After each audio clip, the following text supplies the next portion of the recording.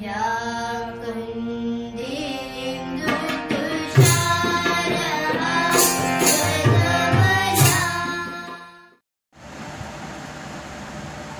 गणेशाय नमः, सरस्वत्यै नमः। राजस्थान बोर्ड की कक्षा 6ठी से 10वीं की संस्कृत एवं रीट संस्कृत भाषा के राजस्थान के सर्वश्रेष्ठ यूट्यूब चैनल पर आपका स्वागत है। संस्कृत व्याकरण के क्रम में हम संस्कृत के कारक पढ़ रहे हैं। अभी तक हमने कारक प्रकरण के 4 वीडियोस बना दिए हैं, जिसमें कारक की विशेषताएं, प्रकार और कर्ता से लगा करके और अधिकरण कारक अभी पढ़ने जाएंगे। षष्ठी विभक्ति तक हमने 4 वीडियो में पढ़ लिए। 5वें वीडियो में हम आज अधिकरण कारक पढ़ेंगे और कारक का महत्व, निष्कर्ष और उसका प्रयोग, क्या काम आता है, संस्कृत में किस तरह से उसका उपयोग है, यह पढ़ेंगे। पढ़ने से पहले हम आपको बता दें, हमारे YouTube चैनल पर संस्कृत के सारे वीडियो उपलब्ध है। चाहे कक्षा 6ठी हो, 7वीं, 8वीं, 9वीं या 10वीं, इसके संपूर्ण वीडियोस उपलब्ध है। और रीट बोले तो टेट के संस्कृत भाषा फर्स्ट लैंग्वेज, सेकंड लैंग्वेज के भी सारे वीडियोस उपलब्ध है। आपको हमारे चैनल की प्लेलिस्ट में जाकर के, और हमारे चैनल में जो 11 प्लेलिस्ट है उसके अंदर 5 6ठी से 10वीं तक के पुस्तकों के और 5 6ठी से 10वीं तक व्याकरण के वीडियोस है। उसके अलावा एक प्लेलिस्ट आपके रीट की बनी हुई है, उसके अंदर आपके रीट के संपूर्ण सिलेबस के अंदर 26 व्याकरण के टॉपिक और विधियां उपलब्ध है। आप अपने हिसाब से अपने कक्षा का वीडियोस देखने के लिए, स्टडी वीडियोस देखने के लिए प्लेलिस्ट में जाकर के और अपने वीडियो क्रम से देख सकते हैं। बहरहाल शुरू करते हैं। कारक। कारक के क्रम में आज अधिकरण कारक है। अधिकरण कारक वो होता है जहां पर क्रिया होती है, क्रिया संपन्न होती है, उस स्थान को या आधार को अधिकरण कहते हैं। उससे पहले कि मैं आपको बता देता हूं कि कारक किसे कहते हैं। कारक उस शब्द को कहते हैं जो क्रिया से संबंधित हो। वाक्य के अंदर कर्ता कारक उसे कहते हैं जो क्रिया करने में स्वतंत्र हो। कर्म कारक उसे कहते हैं जो क्रिया के दौरान कर्ता की सबसे इच्छित वस्तु हो। करण कारक उसे कहते हैं जो क्रिया की सहायता करता हो। संप्रदान कारक उसे कहते हैं जिसकी कर्ता सहायता करता है। अपादान कारक उसे कहते हैं दो स्थिर वस्तुओं में जो पीछे रह जाती हैं वो अपादान होता है। और संबंध कारक होता ही नहीं है, षष्ठी विभक्ति होती है। अधिकरण कारक अपन पढ़ रहे हैं। अधिकरण कारक में अब सारे जो हमने संक्षिप्त में भी बताए हैं, आपको विस्तार से समझना है तो हमारे पीछे 4 वीडियो बने हुए हैं। उन 4 वीडियो में आप अच्छे तरीके से देख लें। और अभी हम अधिकरण कारक पढ़ लेते हैं। अधिकरण कारक के कुल 8 नियम हैं। 8 नियम आराम से और ध्यान से पढ़ करके अपने जहन में, अपने दिमाग में उतार लेने हैं, जिससे कि हिंदी के कारक भी आपके क्लियर हो जाएंगे, संस्कृत के तो होंगे ही होंगे। और किसी तरह का कोई भी प्रश्न आपको पूछें तो उस प्रश्न का सही जवाब आप दे सकते हैं। अगर बच्चा 6ठी या 7वीं में या छोटी क्लासों में सीख लेता है तो उसको 10वीं में प्रॉब्लम नहीं आती है। और उसके बाद में भी कोई कंपटीशन एग्जाम में अगर आपको प्रॉब्लम रहती है तो वो भी एक बार अच्छे तरीके से सीख लिया तो कहीं पर भी प्रॉब्लम नहीं आती है। देखते हैं इस अधिकरण कारक के बाद में मैं आपको पूरे कारकों की एक समरी बताऊंगा और उसका निष्कर्ष बताऊंगा कि किस तरीके से कारक काम आते हैं। देखिए, पहला नियम, क्रिया के आधार में सप्तमी विभक्ति और अधिकरण कारक होते हैं। ठीक है ना। जहां पर क्रिया संपन्न होती है वहां पर अधिकरण कारक होता है। आधारो अधिकरण है, यानी आधार ही अधिकरण होता है। और सप्तमी विभक्ति में अधिकरण कारक होता है, चाहे कोई भी शब्द रूप हो, पुल्लिंग, स्त्रीलिंग, नपुंसकलिंग। जैसे यहां पर एक वाक्य लिखा है, छात्र कटे तिष्ठति। छात्र कटे यानी चटाई पर, तिष्ठति यानी बैठता है। तो यहां पर अधि उपसर्ग आ जाता तो वहां पर अलग कारक हो जाता जो अपन ने पीछे पढ़े थे। लेकिन केवल तिष्ठति है तो यह सिंपल वाक्य है। किसी भी कारक का अपने पहले जो भी कारक पढ़े हैं, 6 कारक पढ़े हैं, 5 कारक पढ़े हैं, क्योंकि संस्कृत में 6 कारक होते हैं, कर्ता, कर्म, करण, संप्रदान और अपादान। उसके बाद में अधिकरण। ये अधिकरण आपका कौन सा कारक है? ये आपके छठा कारक है। उससे पहले हमने षष्ठी विभक्ति पढ़ी थी, वहां पर कारक नहीं था। तो संस्कृत में कारक कितने होते हैं? 6। हिंदी में कितने होते हैं? 8। तो ये आपका छठा कारक है। तो ये पहला नियम सिंपल नियम है, शब्द रूप के अनुसार ही ये कारक माना जाता है। छात्र चटाई पर बैठता है, तो यहां आपके अधिकरण कारक है।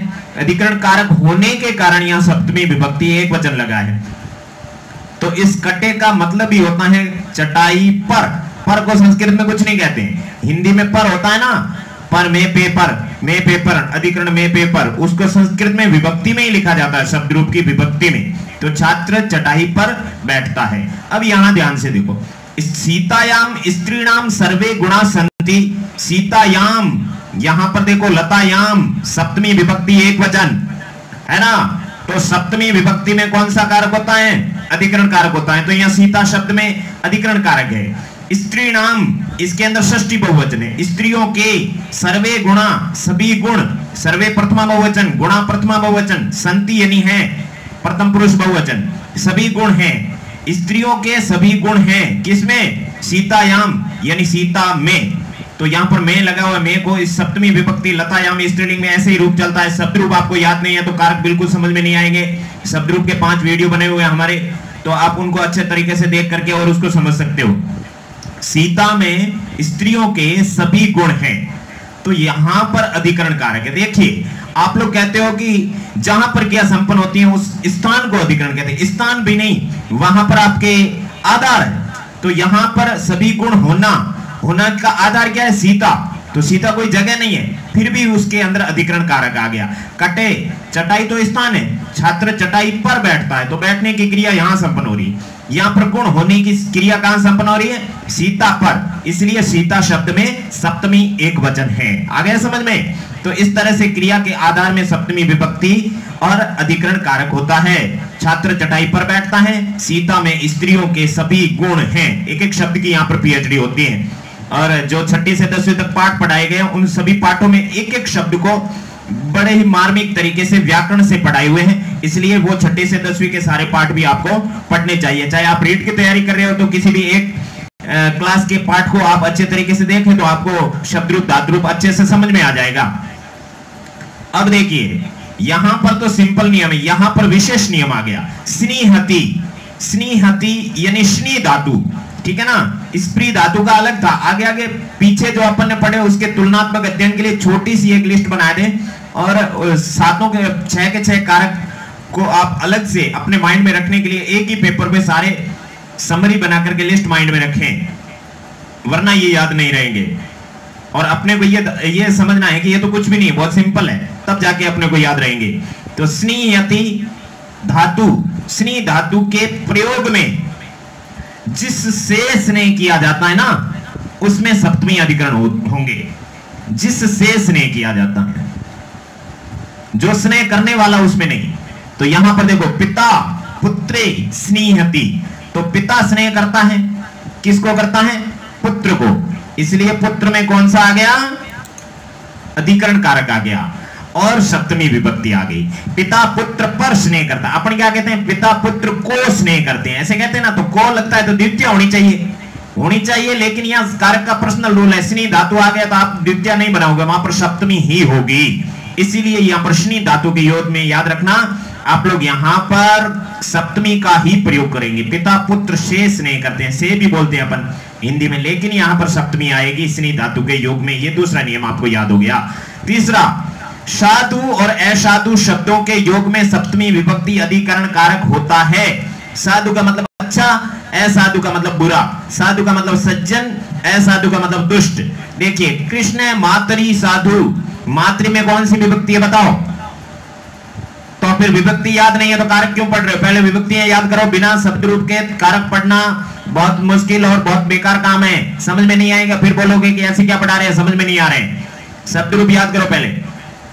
कृष्ण मातरी, यहां पर मातृ शब्द ऋकारांत सप्तमी विभक्ति एक वचन है। साधु यानी सज्जन है। कृष्ण माता के लिए सज्जन है, तो के लिए में तो चतुर्थी आनी चाहिए, लेकिन यहां पर साधु शब्द के योग में हमेशा सप्तमी आती है, इसलिए सप्तमी है। बस इतनी सी बात याद रखनी है। उसके बाद में मातुले कृष्ण असाधु, मातुल कहते हैं मामा को। तो यहां पर मातुले में कौन सी विभक्ति आ गई है? सप्तमी आ गई है, क्योंकि कृष्ण शब्द को इधर लिखते हैं ना, कृष्ण मातुले असाधु के योग में यहां पर कृष्ण तो करता है, इसमें तो प्रथमा विभक्ति है। मातुले मामा के लिए, असाधु यानी दुष्ट है। कृष्ण मामा के लिए दुष्ट है, तो मामा के लिए लग रहा है तो चतुर्थी आनी चाहिए, लेकिन सप्तमी क्यों आई? क्योंकि असाधु के योग में हमेशा सप्तमी आती है, साधु के योग में हमेशा सप्तमी आती है। तो कृष्ण माता के लिए सज्जन है, कृष्ण मामा के लिए दुष्ट है। तो यहां पर के लिए होते हुए भी दोनों में सप्तमी अधिकरण है, साधु और असाधु। याद हो गए, सिंपल नियम है। चौथा, निमित्त या फल में सप्तमी होती है। ये निमित्त फल वाले पीछे भी 2-3 कारक में आए हैं, उसकी तुलनात्मक अध्ययन करने के लिए आप अलग से लिस्ट बना करके याद करें। तो निमित्त या फल, यहां पर रिजल्ट के अंदर सप्तमी अधिकरण होंगे। देखिए, आखेट के केशेषु चमरीम हंति, आखेट के यानी शिकारी, केशेषु यानी केशों के लिए, बालों के लिए, चमरीम यानी चमरी नाम के हिरण को हंति यानी मारता है। ये प्राचीन काल की बात है। एक हिरण हुआ करता था बहुत बड़ा, उसके लंबे लंबे बाल हुआ करते थे, उसको चमरी हिरण कहते थे। उन बालों की इच्छा थी किसको? उस शिकारी को। तो उन बालों के लिए उस हिरण को मारता है। तो उसका रिजल्ट क्या है? मारने का रिजल्ट क्या है? बाल। इसलिए रिजल्ट के अंदर सप्तमी विभक्ति बहुवचन आ रहा है, अधिकरण कारक है। शिकारी बालों के लिए चमरी नाम के हिरण को मारता है। तो यहाँ पर बालों के लिए चतुर्थी आनी चाहिए, लेकिन सप्तमी एक वचन है। आ गया समझ में? ये प्रथमा एक वचन है, चमरीम ये द्वितीया, ये कर्म कारक है। लेकिन यहाँ अधिकरण कारक होगा संप्रदान की जगह, क्योंकि निमित्त या फल में सप्तमी विभक्ति ही होती है। आ गया होगा समझ में? अब देखते हैं पांचवा नियम कहता है, जिस क्रिया से दूसरी क्रिया के समय का पता चले सप्तमी होगी। बहुत छोटी छोटी जगह पे लिखे हुए हैं, लेकिन बहुत ही इंपॉर्टेंट नियम है। जिस क्रिया से दूसरी क्रिया के समय का पता चले, बात समझ में? कोई क्रिया कर रहे हैं तो दूसरी क्रिया के समय का पता चले, सप्तमी अधिकरण होंगे। देखो, गो सुदुय मानेसु गतः, यानी गाय दूहने का समय होता ना, उस समय चला गया। गो सुदुय मानेसु यानी गायों के, दुय मानेसु यानी दूहने के समय, गतः यानी चला गया। कोई मनुष्य वो कब गया? कि गायें दूहने के समय। तो गोसु में तो सप्तमी आएगी। गायों के दूहने के समय, तो दूहने के समय के अंदर भी सप्तमी विभक्ति बहुवचन आया है। गायों के दूहने के समय चला गया, तो यहां पर सप्तमी विभक्ति आएगी। यानी जिस क्रिया से दूसरी क्रिया के समय का पता चले, उस क्रिया में सप्तमी विभक्ति आएगी। इस क्रिया से दूसरी क्रिया का पता चल रहा है, इसलिए इस क्रिया में सप्तमी आ रही है। आ गया समझ में? अब देखो, अनादर होने पर षष्ठी या सप्तमी दोनों में से कोई भी एक आएगी। अनादर मतलब किसी का अनादर करते हुए। देखो, यहाँ पर रुद्र धातु है, रुद्र का मतलब रोना होता है, तो यहाँ पर षष्ठी विभक्ति है, यहाँ पर सप्तमी विभक्ति है। रुदन है ना, सत्री प्रत्यय। अभी जस्ट बाद में मैं आपको पीडीएफ बताऊंगा, उसमें सत्री प्रत्यय के रूप कैसे चलते हैं। सत्री प्रत्यय किसी धातु के साथ जुड़ गया तो वो नाउन बन गया, संज्ञा बन गया, और संज्ञा का हमेशा रूप चलता है। इसलिए यहाँ पर षष्ठी विभक्ति एक वचन में रुदता, सप्तमी एक वचन में रुदती। फिर पुत्रे में सप्तमी एक वचन है, यहाँ पर सप्तमी है। पिता यानी पिता, प्रावार्जित यानी चले गए। रोते हुए पुत्र के पिता चले गए। पिता घर से बाहर निकले तो पुत्र रोने लगा, तो पुत्र का अनादर हुआ तो उस क्रिया के अंदर भी सप्तमी या षष्ठी आएगी, षष्ठी या सप्तमी आएगी। पुत्र में तो सप्तमी आएगी ही। तो रुदत है, रुदती वा, तो रुदत है पुत्रे, रुदती पुत्रे, दोनों राइट है। रुदत है पुत्रे यानी रोते हुए पुत्र के, पिता प्रावर्जत यानी पिता चले गए। फिर रुदती पुत्रे पिता प्रावर्जत, रोते हुए पुत्र के पिता चले गए। दोनों में हुए अर्थ होता है, क्योंकि सत्री प्रत्यय है, ये षष्ठी विभक्ति है, सप्तमी विभक्ति है। बात समझ में आ रही है कि नहीं आ रही है? रोते हुए पुत्र के पिता चले गए, रोते हुए पुत्र के पिता चले गए, दोनों राइट है। सातवां नियम देखिए, बहुत ही इंपॉर्टेंट। एक क्रिया के बाद दूसरी क्रिया हो, समझ में आ रहा है? एक क्रिया के बाद दूसरी क्रिया हो तो प्रथम क्रिया व कर्ता दोनों में सप्तमी अधिकरण होंगे। दोनों में सप्तमी, पहले वाली क्रिया में भी सप्तमी होगी और पहले वाले कर्ता में भी सप्तमी विभक्ति होगी। यानी ऐसा करने पर ऐसा हुआ, तो पहले वाला जो करने पर होगा ना, उसका जो कर्ता है ना, उसमें और उस क्रिया में दोनों में सप्तमी विभक्ति होगी। जैसे सूर्य अस्त होने पर सभी बालक घर पर चले गए, तो सूर्य अस्त होने पर तो पहला कर्ता कौन है? सूर्य, और क्रिया कौन सी है? अस्त होना। तो दोनों में सप्तमी आएगी। और दूसरा तो सभी बालक घर पर चले गए, वो तो सिंपली जैसा अपन लिखते हैं वैसा लिखेंगे। देखो, सूर्य अस्तम गते सर्वे बालका गृहम अगच्छन। सूर्य, तो सूर्य यहां पर करता है, फिर भी सप्तमी विभक्ति लग रही है। एक क्रिया के बाद दूसरी क्रिया हो तो प्रथम क्रिया व कर्ता, प्रथम क्रिया व कर्ता, तो ये प्रथम कर्ता है। अस्तम गते, गते के अंदर गत, गम धातु कत प्रत्यय, सप्तमी विभक्ति एक वचन है। सूर्य के अस्त होने पर, तो दोनों में सप्तमी विभक्ति एक वचन आ गया। सर्वे है बालका, ये सर्वे क्या है? प्रथमा बहुवचन है। बालका प्रथमा बहुवचन है। गृहम यानी घर, ये कर्म कारक है। अगच्छन यानी चले गए, यहाँ पर लंग लगा, प्रथम पुरुष बहुवचन है क्योंकि कर्ता बहुवचन है तो क्रिया भी बहुवचन है। तो ये तो एक सिंपल सेंटेंस है। पहले वाला सेंटेंस है ना, उसको ध्यान देना। सभी सूर्य के अस्त होने पर, तो सूर्य में भी सप्तमी, गते में भी सप्तमी, ये कह रहा है यहाँ पर, ठीक है ना।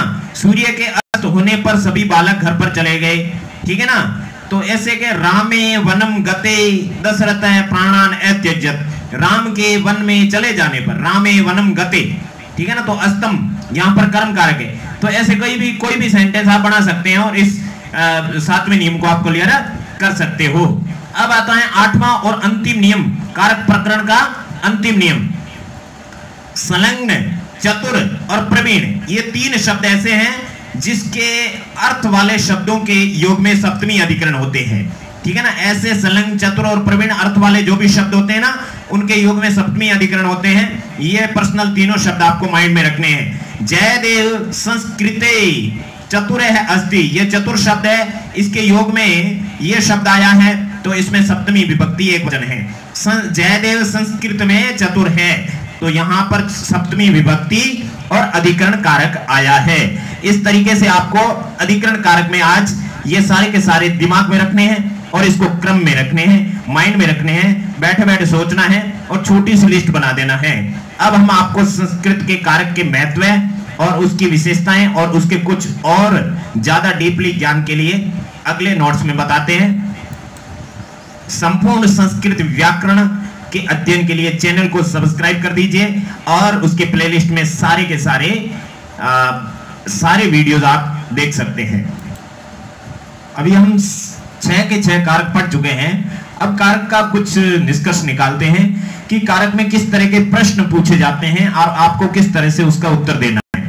सबसे पहले कारक संबंधित संस्कृत में निम्न प्रकार के प्रश्न पूछे जाते हैं। ऑब्जेक्टिव यानी बहुविकल्पात्मक प्रश्न पूछे जाते हैं। तो उसमें पहला प्रश्न, जैसे ये केवल एग्जाम्पल के लिए, उदाहरण के लिए दिए हुए हैं कि प्रति शब्द से योगे का विभक्ति क कारक भवतः, प्रति शब्द के योग में कौन सी विभक्ति और कौन सा कारक होता है?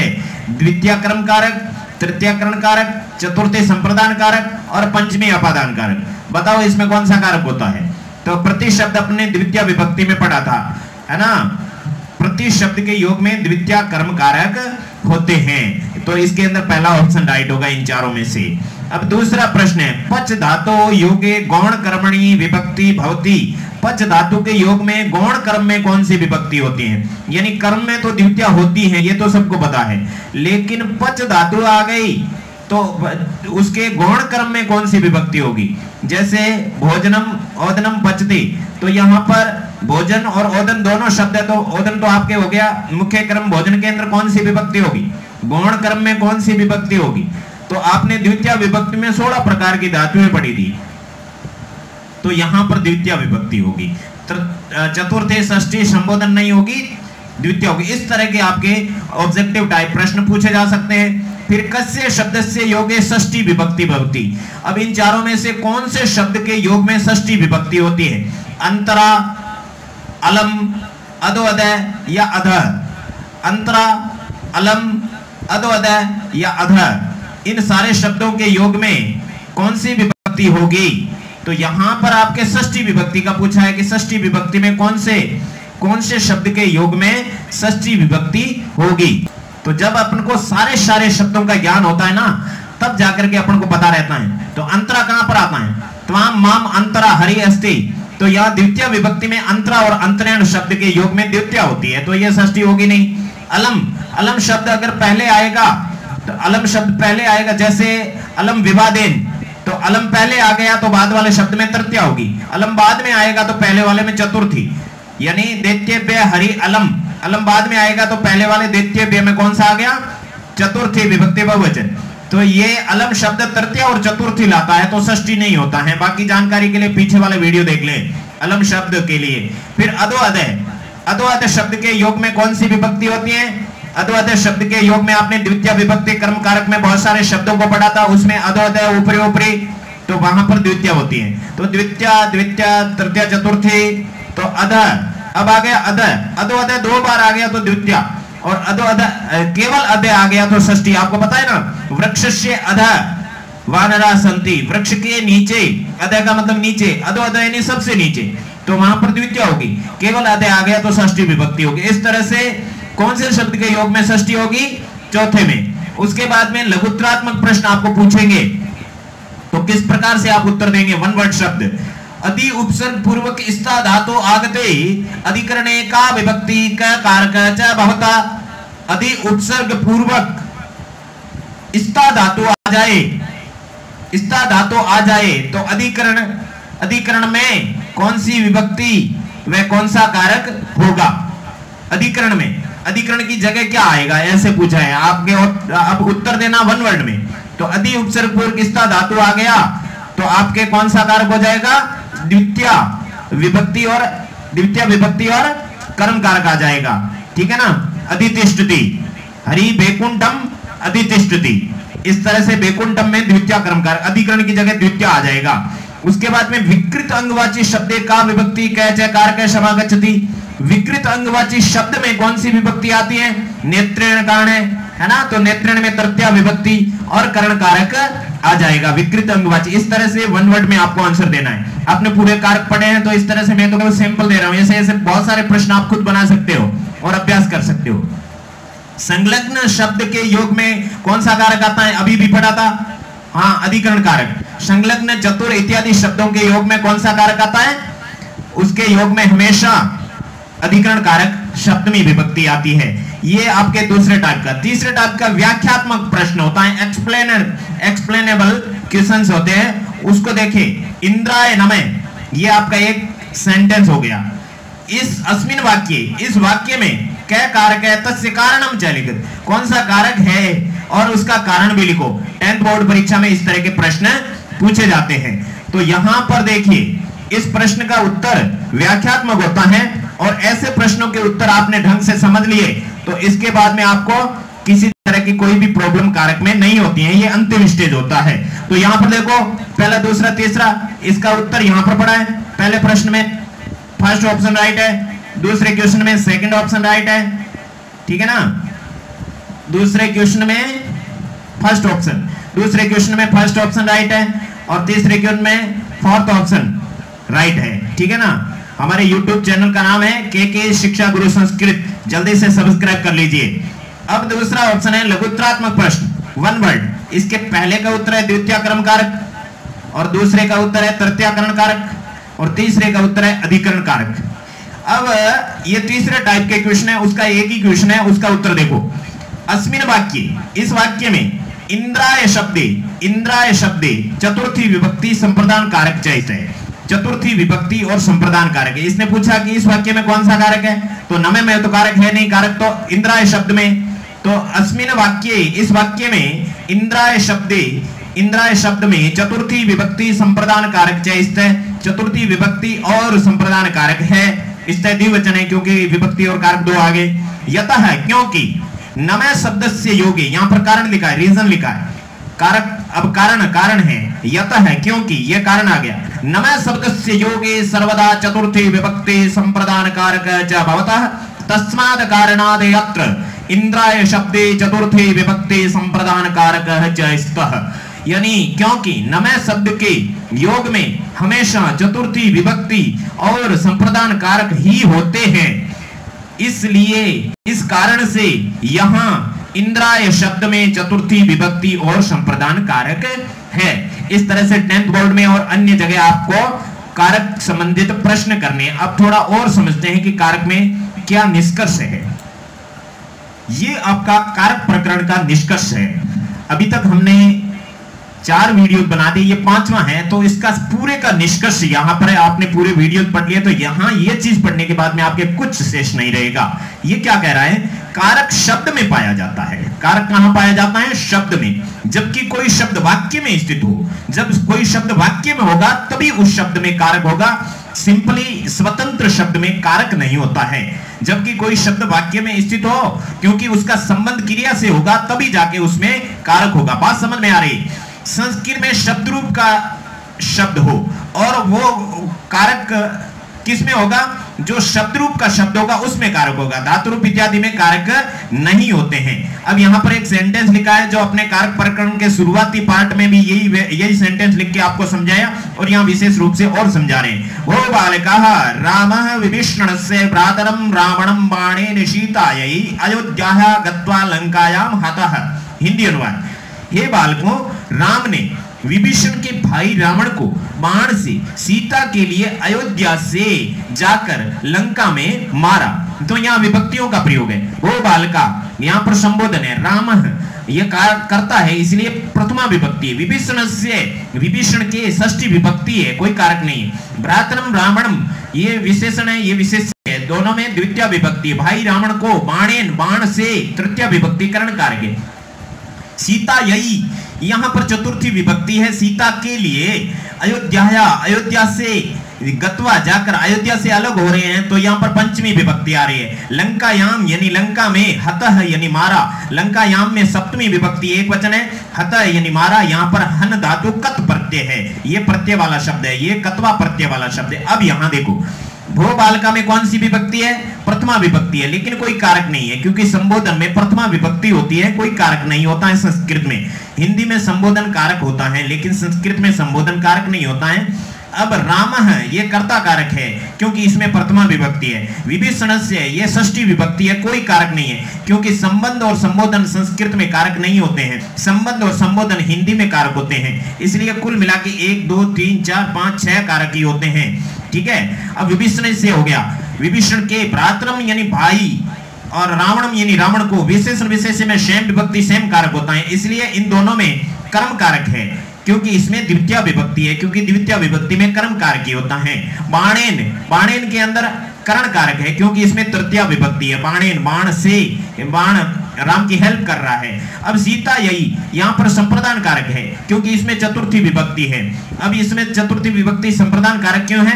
क्योंकि कर्ता इसकी हेल्प कर रहा है, सीता के लिए काम कर रहा है, जिसके लिए काम किया जाता है उसमें संप्रदान कारक होता है और जो सहायता करता है उसमें आपके करण कारक होता है। अब अयोध्याया गत्वा, अयोध्या से अलग हो रहे हैं इसलिए इसमें अयोध्या आकारांत स्त्रीलिंग शब्द षष्ठी विभक्ति एक वचन है। अयोध्याया, लताया, रमाया, तो अपादान कारक हो गया और पंचमी विभक्ति हो गई। बात आ रही है समझ में? अब गत्वा के अंदर गम धातु कत्वा प्रत्यय है तो ये प्रत्यय वाला शब्द है, इसमें कोई कारक नहीं है। लंकायाम में आपके कौन सा कारक है? अधिकरण कारक है क्योंकि अधिकरण कारक में हमेशा सप्तमी विभक्ति होती है। यहाँ सप्तमी विभक्ति वाला शब्द चाहे स्त्रीलिंग हो, पुल्लिंग हो, नपुंसकलिंग हो, सप्तमी विभक्ति वाले शब्दों में चाहे सर्वनाम हो, उसके अंदर कारक कौन सा होता है?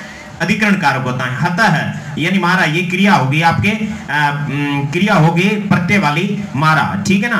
कत कत्वतु भूतकाल अर्थ में होते हैं, ये बात समझ में आई है? तो अब यहाँ पर जो रेड अंडरलाइन वाले शब्द है ना, ये रेड अंडरलाइन वाले शब्द आपके क्या है? कारक है। ये भी कारक है, ये भी कारक है, ये भी कारक है, ये भी कारक है, ये भी कारक है और ये भी कारक है। यहाँ पर दोनों में एक ही कारक है। इस प्रकार से इस वाक्य में इस लाइन को यहां पर एक्सप्लेन किया है। कारक शब्द में पाया जाता है, इस शब्द में कारक है, इस शब्द में, इसमें नहीं है, इसमें कारक है, इसमें कारक है, इसमें कारक है, इसमें कारक है, इसमें कारक है। जबकि कोई शब्द वाक्य में स्थित हो, ये सेंटेंस में हो गए तभी इसमें कारक होगा। राम है इधर अलग से लिख दिया तो उसमें कोई कारक नहीं होगा। ये राम है यहां पर अलग से इसके लिए कारक, क्योंकि इसका क्रिया से संबंध नहीं है। अब संस्कृत में शब्द रूप का शब्द हो तो ये सारे शब्द रूप के शब्द है उसमें कारक है। धातु रूप के बहुत कम आए हैं क्योंकि एक ही सेंटेंस में सारे कारक समझाए गए हैं। आ गया समझ में? अब थोड़ा और समझ लेते हैं। शब्द रूप में विद्यमान कारक, शब्द रूप में कौन से शब्द रूप के अंदर कौन सा कारक होता है? प्रथमा विभक्ति के तीनों शब्दों में कौन सा कारक होता है? कर्ता कारक होता है। राम है, रामो, रामा, बालक, बालको, बालका, सह, तौ, ते, कोई भी प्रथमा विभक्ति के शब्द होंगे उसमें कर्ता कारक होंगे, चाहे वो शब्द रूप पुल्लिंग का, स्त्रीलिंग का, नपुंसकलिंग का या सर्वनाम का या संख्यावाची शब्द का या फिर आपके क्रमवाची शब्द का, कोई भी शब्द रूप हो। आपने पढ़ा होगा अपने YouTube चैनल के धातु रूप प्रकरण में अंत में हमने संख्यावाची शब्द रूप, संख्यावाची शब्द रूप प्रकरण के अंत में हमने संख्यावाची, क्रमवाची सारे शब्द रूप को बहुत अच्छे गहराई से समझाया। वहां पर जाकर आप अध्ययन करें तो आपको पता चल जाएगा कि प्रथमा विभक्ति के तीनों शब्दों में कर्ता कारक पाया जाता है और द्वितीय विभक्ति के तीनों शब्दों में कर्म कारक होता है, चाहे वह कोई स्त्रीलिंग पुल्लिंग कोई भी हो। रामम, रामो, रामान में। अब तृतीय विभक्ति करण कारक में तृतीय विभक्ति के तीनों शब्दों में एक वचन, द्विवचन, बहुवचन तीनों शब्दों में करण कारक होता है, करण कारक पाया जाता है। जैसे लतया, लताभ्याम, लता भी, कोई भी आप ले सकते हो। उसके बाद में चतुर्थी विभक्ति में संप्रदान कारक पाया जाता है तीनों शब्दों में, पुल्लिंग, स्त्रीलिंग, एक वचन, द्विवचन, बहुवचन में संप्रदान कारक पाया जाता है। पुल्लिंग, स्त्रीलिंग, नपुंसकलिंग, कोई भी लिंग में, कोई भी शब्द रूप में चतुर्थी विभक्ति के तीनों शब्दों में संप्रदान कारक पाया जाता है। पंचमी विभक्ति के तीनों वचनों वाले शब्दों में अपादान कारक पाया जाता है, परंतु षष्ठी विभक्ति के तीनों वचनों के शब्दों में कोई कारक नहीं होता है, केवल विभक्ति होती है, यह बात याद रखना। सप्तमी विभक्ति के तीनों शब्दों में अधिकरण कारक होता है, सप्तमी विभक्ति के तीनों शब्दों में अधिकरण कारक होता है, और संबोधन में कोई कारक नहीं होता है क्योंकि वहां पर प्रथमा विभक्ति होती है। और संबोधन आपके संख्यावाची शब्दों के शब्द रूप चलते हैं, क्रमवाची शब्दों के शब्द रूप चलते हैं, या सर्वनाम शब्दों के शब्द रूप चलते हैं, तो वहां संबोधन होता ही नहीं है। संबोधन केवल अपने संज्ञा शब्दों के होते हैं, चाहे पुल्लिंग हो, चाहे स्त्रीलिंग हो, चाहे नपुंसकलिंग हो। बात आ रही है समझ में? शब्द रूप में विद्यमान कारक अपने समझ ली। अब हिंदी के अनुसार संस्कृत में कारक पढ़ने से पूर्व निम्न सारणी का ज्ञान आपको बहुत ही आवश्यक है, वरना आपको शब्द रूप, धातु रूप और उसके बाद में कारक समझ में नहीं आएंगे। अब विभक्ति, कारक और परसर्ग। प्रथमा कर्ता ने द्वितीय कर्म को तृतीय करण से चतुर्थी संप्रदान के लिए, पंचमी अपादान से षष्ठी संबंध काके की, यहां संबंध होता ही नहीं है, षष्ठी काके की, सप्तमी अधिकरण में पेपर संबोधन हे अरे ओ। तो यहां पर संबंध और संबोधन कारक नहीं होते हैं। 1 2 3 4 5 6 कारक होते हैं। कर्ता, क्रम, च, करणम, संप्रदानम, तथैव च, आपादाने, अधिकरणे इत्याहु कारकाणि षट् होते हैं। संस्कृत में 6 कारक होते हैं। अब देखो, प्रथमा विभक्ति के जो भी शब्द होंगे उसमें कर्ता होगा और हिंदी में उसका अर्थ लगाएंगे ने। जैसे रामः, ये प्रथमा विभक्ति का शब्द है तो इसका मतलब क्या होगा? राम ने, ने शब्द आएगा, हिंदी वाला ने इसी के अंदर रहेगा। संस्कृत में ने को कुछ भी नहीं कहते। को, शेर, के लिए, सेन, काके, कीन, में, पेपर, इसको संस्कृत में पर्सनल कुछ भी नहीं कहते। जैसे च को और कहते हैं ना, च को और कहते हैं, तो उसी तरह से और को च कहते हैं तो का को क्या कहेगा? से को कुछ नहीं कहेंगे, वो शब्द रूप में ही विद्यमान होते हैं। इसलिए ये परसर्ग होते हैं, हिंदी में होते हैं। संस्कृत में परसर्ग नहीं होते हैं, विभक्ति होती है। परसर्ग की जगह हिंदी संस्कृत में क्या होती है? विभक्ति होती है। बात आ रही है समझ में? अब इसको इंग्लिश में भी कुछ कहते हैं। द्वितीय विभक्ति को टू कहते हैं, ठीक है ना। तृतीय विभक्ति में से आता है उसको बाय कहते हैं, बाय राम। चतुर्थी विभक्ति में के लिए होता है उसका फॉर होते हैं, ओनली फॉर यू, है ना। उसके बाद में पंचमी विभक्ति का से होता है, उसको फ्रॉम कहते हैं, फ्रॉम से, फ्रॉम, है ना, फ्रॉम अयोध्या, इस तरीके। और षष्ठी विभक्ति में ऑफ होता है, ऑफ। जैसे ऑफ कहते हैं ना, सन ऑफ सरदार, तो ऑफ का मतलब का, सरदार का बेटा, तो इस तरीके से ऑफ का मतलब होता है का, ठीक है ना। एस लगता है, कोमा एस लगता है ना, उसका मतलब भी का होता है कहीं कहीं। जैसे अपने कहते हैं ना ब्रदर्स पेन, ब्रदर्स पेन यानी भाई का पेन, तो कोमा लगा के एस लगाते हैं या ऑफ लगाते हैं, उसको षष्ठी में काके की कहते हैं, लेकिन ये कारक नहीं होता है। अधिकरण में, अधिकरण में पेपर आता है। में पेपर को इंग्लिश में बहुत सारे वर्ड यूज होते हैं। On, upon, over, in. On का लगता है ऑन द टेबल यानी टेबल पर, अपॉन द टेबल यानी टेबल के ऊपर से होकर, ठीक है ना। ओवर द ट्री यानी पेड़ के ऊपर से, जैसे कोई हवाई जहाज उड़ रही है तो बहुत ऊपर आता है, ओवर होता है। अपॉन यानी ऊपर रखा हुआ, ऑन यानी ऊपर से कूदना, ठीक है ना। जैसे जंप लगाना अपॉन होता है। ऑन यानी ऊपर रखा हुआ है। इन यानी अंदर, ठीक है ना। इन द रूम, रूम में, तो इन सबका हिंदी में पेपर होगा। ऑन, अपॉन, ओवर, इन, तो ये सप्तमी अधिकरण के लिए इंग्लिश में वर्ड होते हैं, तो इंग्लिश के वर्ड होते हैं। और हिंदी में ये ने, को, से के लिए आता है, अपन हिंदी जानते हैं। और संस्कृत में विभक्तियां होती हैं, विभक्तियों के अनुसार इसके अर्थ होते हैं। इस प्रकार संबोधन में हे, अरे, ओ लगाते हैं तो उसको इंग्लिश में कहते हैं ओ माय गॉड, इस तरीके से। ये आपके कारक प्रकरण को हमने बहुत ही अच्छे तरीके से समझाया है, क्योंकि हम जानते हैं कि हमारे समझाने के बाद एक नादान बच्चे को भी समझ में आ जाता है, क्योंकि इसका रिजल्ट हमें पता है। इसलिए आप लोग इसको अच्छे से थोड़ा ध्यान लगा के पढ़ें तो आपको जरूर समझ में आएगा।